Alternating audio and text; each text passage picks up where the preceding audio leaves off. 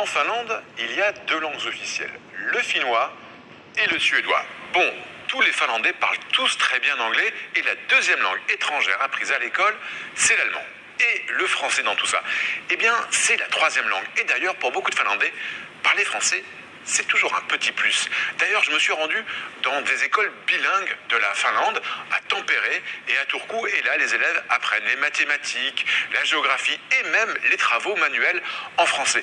À Helsinki, je me suis même rendu dans un lycée d'État bilingue francophone, créé en 1947, et qui forme des générations et des générations de Finlandais francophones. Et ce que j'ai adoré là-bas, c'est que tous les élèves apprennent à faire des tâches ménagères, la cuisine, la vaisselle et le repassage, et ça, c'est dans toutes les écoles du pays.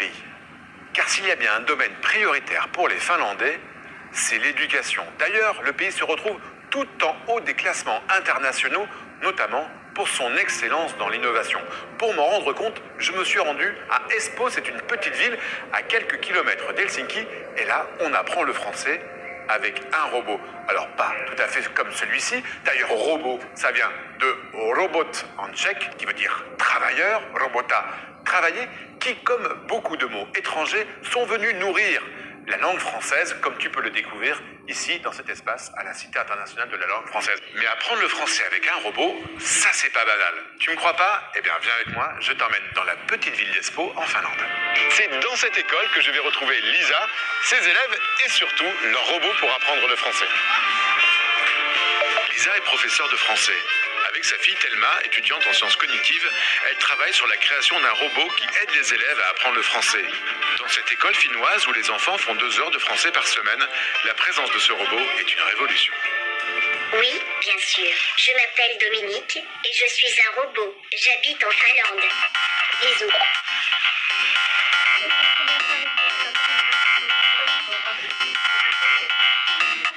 Bonjour. Ah, bonjour. Bonjour Lisa. Ah oui, Yvonne, bienvenue. Enchanté. Ah, et ça c'est le robot. Oui, c'est le robot, c'est Dominique. En fait, D'accord. Katharina, tu vas présenter Domi. Dominique.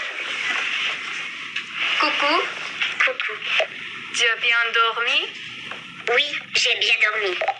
Je trouve ça super. Je peux lui poser une question? Oui. Quelle est ta matière préférée? Ma matière préférée, c'est le français. Et toi? Moi, c'est le français aussi, bien sûr. Et quelle est ta chaîne de télé préférée? C'est la chaîne de TV5 Monde. Évidemment, c'est trop bien. Pourquoi il s'appelle Dominique? Oui, on a voulu avoir un prénom neutre. Parce que j'aime bien que les élèves peuvent choisir eux-mêmes si c'est une fille ou un garçon. Donc on a Dominique et l'autre robot s'appelle Camille. Pourquoi tu as décidé de faire venir un robot dans ta classe de français? Ah, en Finlande, on se focalise surtout sur les innovations combinant l'enseignement et le monde digital. Et je trouve que le robot, c'est l'avenir.